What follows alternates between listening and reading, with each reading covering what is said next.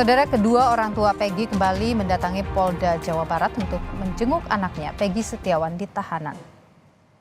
Ibunda Peggy Setiawan, Kartini, beserta ayahnya Rudi Irawan menjenguk Peggy di Polda Jawa Barat Kamis pagi. Ibunda Peggy secara khusus membawa makanan favorit putranya. Jelang sidang pra-peradilan Peggy awal Juli mendatang, orang tua berharap Peggy bebas. Ya. Apa aja, Bu? Ya biasa, ada masakan, goreng kering, tempe sambal, ikan tongkol, keripik pisang, sama apa ya, pisang, sama ini apa sih? Aduh, kue Ya, Bu. Jelang sidang pra-peradilan dari pihak keluarga sendiri, doa apa nih? Doa apakah ada doa khusus nanti? ya doa saya sih semoga Peggy cepat bebas saja. Kejaksaan Tinggi Jawa Barat mengembalikan berkas Peggy Setiawan tersangka pembunuhan Vina dan Eki kepada penyidik Direktorat Reserse Kriminal Khusus Polda Jawa Barat karena dinilai belum lengkap. Setelah diperiksa selama 7 hari oleh tim jaksa peneliti Kejaksaan Tinggi Jawa Barat, berkas tersangka Peggy masih terdapat kekurangan terkait alat bukti dan fakta berkas. Kejati Jawa Barat sudah meminta kepada penyidik Polda Jawa Barat untuk melengkapi berkas selama 7 hari. Dan atas hasil penelitian tim jaksa pada tanggal 24 Juni 2024, tim jaksa peneliti sudah mengirimkan pemberitahuan bahwa hasil penyidikan belum lengkap kepada rekan-rekan penyidik. Terkait berkas tersebut belum dikembalikan karena menurut undang-undang masih diberikan kesempatan kepada jaksa untuk membuat petunjuk. Polda Jawa Barat mengirimkan surat panggilan kepada Liga Akbar untuk dimintai keterangan terkait dugaan perintangan penyidikan kasus pembunuhan Vina. Namun kuasa hukum bingung kenapa polisi ingin memeriksa Liga Akbar di kasus dugaan perintangan penyidikan. Sebab Liga hanya memberikan kesaksian saat terakhir bertemu Eki sebelum ditemukan tewas di jembatan tahun lalu. Pengacara Liga juga tidak mengetahui untuk terduga terlapor siapa Liga Akbar diperiksa sebagai saksi. Di tengah hiruk-pikuk perkembangan kasus pembunuhan Vina, ayah Eki, Ibtu Rudiana yang sempat sulit ditemui, justru terlihat menghadiri perlombaan bulu tangkis dalam perayaan HUT Bayangkara Polres Cirebon Kota. Dalam foto yang beredar, Ibtu Rudiana tampak mengenakan kaos olahraga dan memegang raket berwarna merah. Foto ini sempat diunggah oleh Humas Polres Cirebon Kota dengan narasi perlombaan bulu tangkis dalam rangka HUT Bayangkara ke-78. Selain Rudiana, tampak beberapa pejabat Polres Cirebon Kota, Kapolres Cirebon Kota AKBP Rano Hadianto, dan Kasat Narkoba AKP Ma'ruf Murdianto. Namun dalam beberapa menit, foto itu kemudian dihapus oleh Humas.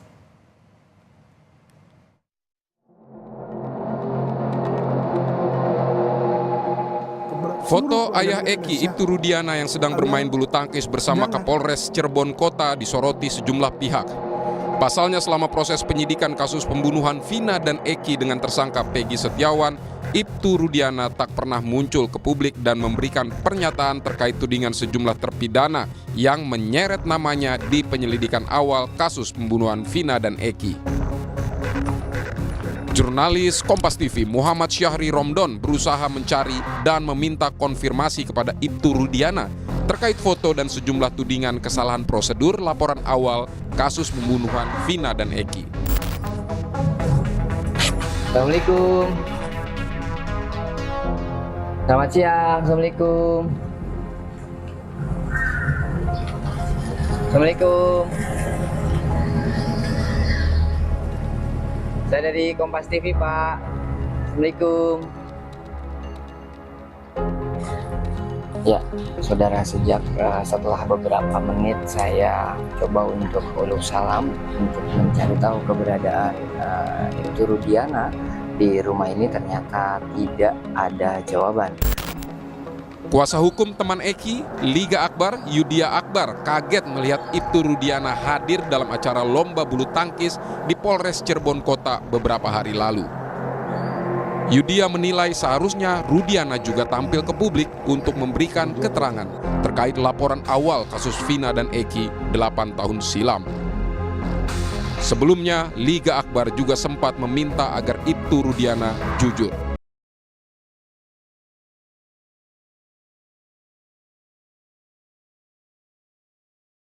Laporan awal kasus Vina dan Eki 8 tahun silam. Sebelumnya, Liga Akbar juga sempat meminta agar Ibtu Rudiana jujur. Saat main badminton bisa muncul, sedangkan untuk publikasi, untuk proses hukum, ini tidak berani untuk muncul. Kami mengharapkan Pak Rudiana juga bisa memberikan statement, terutama kepada masyarakat, karena gimana pun juga Pak Rudiana ini sebagai pihak pelapor, walaupun perkara itu sudah ingkrah, akan tetapi perkara tersebut masih belum selesai. Jadi beban moral harusnya Pak Rudiana ini bisa menyampaikan ke publik dan muncul ke publik. Tak hanya Ibtu Rudiana yang diminta jujur, warga dan keluarga narapidana kasus Vina juga meminta Ketua RT Pasren memberikan pernyataan soal kesaksiannya 8 tahun silam. Warga menuding Ketua RT Pasren tidak jujur dengan menyebut narapidana tidak berada di rumahnya saat malam pembunuhan Vina dan Eki. Padahal saat itu 5 narapidana berada di rumahnya bersama anaknya. Sementara warga menyebut terakhir kali melihat Ketua RT Pasren 8 tahun silam saat ia menjadi saksi yang dihadirkan Polri dalam proses rekonstruksi 5 narapidana. Bisa ditemui. Dia pindah atau gimana? Kurang tahu kalau pindah-pindahnya sih. Tapi video yang tadi itu, foto yang tadi itu foto Pak Pasren. Foto Pak Pasren, betul. 100% itu Pak Pasren, itu Pak Pasren. Yang pada saat itu ikut bermalam sama 5 terpidana. Ya, ikut kumpul sama terpidana yang dulu di rumah Pak Pasren yang kosong. Jadi sebetulnya mereka tahu ya bahwa mereka ada di dalam itu sebetulnya. Iya. Kemarin Kartini, ibu Peggy, tak kuasa menahan tangis saat mendapat dukungan doa dari warga untuk Peggy dan 5 narapidana. Kartini masih berharap anaknya bebas dari tuduhan sebagai otak pembunuhan Vina dan Eki. Saat ini, Peggy Setiawan, tersangka kasus pembunuhan Vina, masih memperjuangkan nasibnya melalui sidang pra-peradilan. Tim Liputan Kompas TV. Saudara, hari ini tim peneliti Kejaksaan Tinggi Jawa Barat memastikan berkas Peggy belum lengkap dan akan mengembalikannya ke penyidik Polda Jawa Barat. Lantas bagaimana peluang pembuktian polisi terkait dengan penetapan status tersangka Peggy dan peluang Peggy bebas dari status sebagai tersangka? Kita bahas bersama kuasa hukum Peggy, Motar Effendi, dan juga Guru Besar Fakultas Hukum UNSUD, Profesor Hibnu Nugroho. Selamat sore Bapak-Bapak, sehat selalu. Selamat sore Mbak Nino. Selamat sore Mbak. Selamat sore Pak Mutar. Ya. Selamat sore Prof. Siap. Saya ke Pak Mutar dulu. Pak Mutar, ini berkas Peggy akan dikembalikan karena ada yang kurang, yaitu soal alat bukti dan juga fakta berkas gitu. Bagaimana Anda melihat ini? Tentang pengembalian alat bukti yang dilakukan oleh pihak Kejaksaan Tinggi Jawa Barat. Pak Mutar?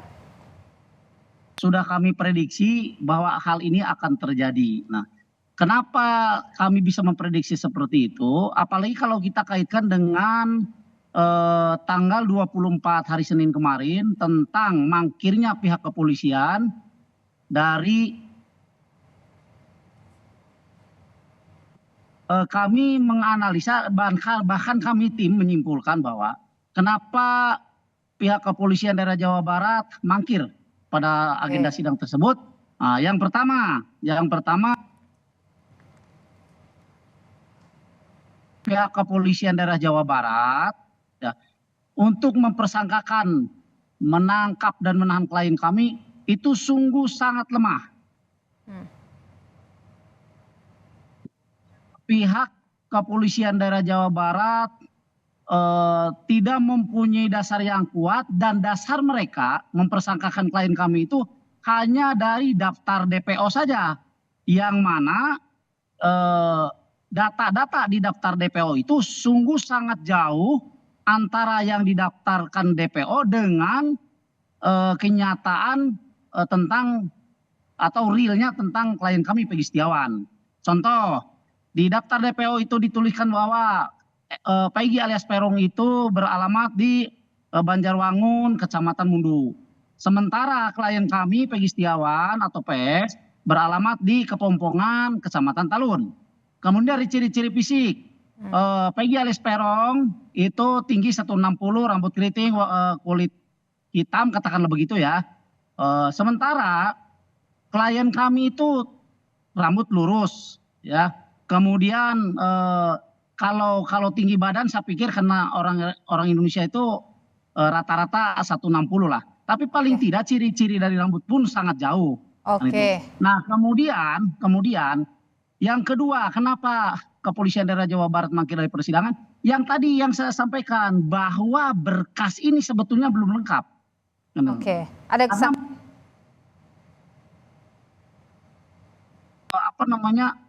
bukti-bukti yang akan dikemukakan nanti pada saat sidang pra peradilan. Oke. Nah, Baik. gitu. Nah, siap. Oke. Baik, saya tahan di sana Pak Muhtar. Saya ke Prof. Hipnu. Prof. Hipnu, kalau keterangan dari Kajati itu bahwa berkas itu terdapat kekurangan yang sifatnya material dan formil terkait alat bukti dan fakta berkas masih ada yang belum memenuhi unsur. Apa yang bisa Anda analisa kira-kira kekurangan seperti apa yang terjadi di sini, Prof. Hipnu? Iya, gini Mbak, dalam hukum acara pidana kita ini ada namanya asas diferensiasi fungsional. Diferensiasi fungsional itu pemisahan antara penyidik dan penuntut umum. Nah, kerangka inilah yang sekarang sebagai bentuk pra penuntutan untuk mengkoordinasikan. Sekarang pertanyaannya, kenapa Kajati Jawa Barat membalikan? Karena memang setelah dibawa oleh penuntut umum, syarat formil dan syarat material. Syarat formil itu adalah mengenai identitas, Mbak. Tadi betul, PG itu PG siapa? Namanya siapa? Alamatnya di mana? Umurnya berapa? Kan gitu. Anaknya siapa? Itu. Material adalah mengenai bukti. Buktinya bagaimana terhadap yang ada. Itulah yang akan dikembalikan. Karena apa? Penuntut umum lah yang akan membuat suatu format surat dakwaan, suatu cerita yang utuh. Baik subjek orangnya maupun objek perkaranya. Sehingga jangan sampai jalur pikiran itu melompat. Identitasnya fiktif seperti kemarin. Itulah yang sangat hati-hati kepada kejaksaan untuk melihat mengembalikan baik syarat formil material harus dipenuhi seperti keinginan dari penuntut umum. Kalau Anda tadi menyebut soal ketika kita bicara soal fakta berkas itu misalnya formil itu soal identitas sebagainya, mungkin ada ketidakcocokan begitu yang kira-kira Anda analisa? Ya, karena ini kan DPO, Mbak. Pertanyaannya DPO itu kan karena DPO pada waktu itu kan fiktif. Lah sekarang ketemu, kan gitu Mbak. Lah DPO fiktif yang sekarang ketemu itu PG itu seperti apa? Alamatnya di mana? Tadi penasihat hukum alamatnya berbeda-beda, kan gitu kan. Kemudian umurnya juga demikian juga. Sekolahnya di mana? Itu mengenai syarat formil. Syarat formil itu identitas. Karena DPO-nya. Lah syarat materialnya terkait dengan pembunuhan. Posisinya ada di mana sih yang bersangkutan? Kalau memang ada di Cirebon, ada di sebelah mana? Perannya apa? Ini yang harus kita lihat karena dalam perkara ini kan perkara penyertaan, Mbak. Sehingga posisi sebagai PG itu sebagai pelaku, sebagai penyerta atau turut serta. Ini yang saya kira jaksa mengembalikan itu adalah dalam rangka untuk mengkonstruksikan kembali posisi PG itu seperti apa. Oke, Pak Muhtar, kira-kira bukti formil dan material apa yang dipunya oleh tim kuasa hukum ini untuk kemudian nanti bisa menang di pra peradilan? Bukti formil dan material yang kami punya itu sungguh sangat memadai dan lengkap menurut kami. Tapi alangkah eloknya nanti kalau kami buka saja di sidang pra peradilan. Ya karena mohon maaf, ini kita menghadapi pihak penyidik Kepolisian Daerah Jawa Barat yang notabene pemberkasannya belum lengkap. Jadi saya pikir sangat tidak elok buat kami untuk membuka apa sih sebetulnya bukti formil dan material yang kami punyai kan begitu. Jadi kita nanti buka saja di pengadilan. Mereka punya apa? Mereka punya apa? Baru kita bantah gitu. Kuasa hukum melihat ada peluang di sini bahwa ini akan bisa dimenangkan. Besar peluangnya. Insya Allah kami sangat meyakini bahwa kami akan memenangkan persidangan pra peradilan ini, karena seperti yang tadi saya sampaikan di awal ya, pertama kerangka hukum yang mereka buat juga sangat, kalau saya bilang terlalu ekstrim lah, kalau saya bilang acak-acakan ya, sangat lemah lah begitu ya. Kemudian yang kedua juga mereka juga tentu saja memerlukan bukti-bukti yang lebih banyak, lebih akurat kan itu untuk memenangkan pra peradilan kan gitu. Tapi Pak Muhtar begini, kan sekarang lagi P19 ini berkasnya di Kajati. Apakah itu juga jadi salah satu celah di mana kemudian kuasa hukum merasa ini akan bisa memenangkan pra peradilannya? Salah satunya memang demikian, Mbak. Salah satunya memang demikian. Karena apa? Karena jauh-jauh hari saya sudah sampaikan, walaupun berkasnya sudah dilimpahkan ke kejaksaan, belum tentu berkas itu dinilai lengkap dan sempurna oleh kejaksaan. Karena kejaksaan harus memeriksa kembali kan itu. Nah, terbukti hari ini ada informasi bahwa berkas yang dilimpahkan oleh pihak penyidik kepolisian daerah Jawa Barat itu dikembalikan oleh pihak kejaksaan. Artinya berkas itu belum lengkap. Nah, salah satu kelengkapan daripada pemberkasan adalah adanya bukti secara formil dan material. Gitu. Oke, baik. Pak Hibnu, Prof. Hibnu, kalau Anda melihat ya, ketika ini sudah P19 tentu kan harus diperbaiki. Ini harus bagaimana ini polisi untuk kemudian membuat nanti berkasnya benar-benar lengkap begitu, tidak ada lagi pertanyaan dari kejaksaan? Ya, sebagai ruang komunikasi antara penyidik dan penuntut umum dalam rangka mempertahankan di persidangan, penyidik wajib mengikuti petunjuk arahan yang dilakukan oleh kejaksaan. Karena nantilah akan dilakukan. Seandainya nanti penyidik kok belum bisa melengkapi, yang akan dikembalikan.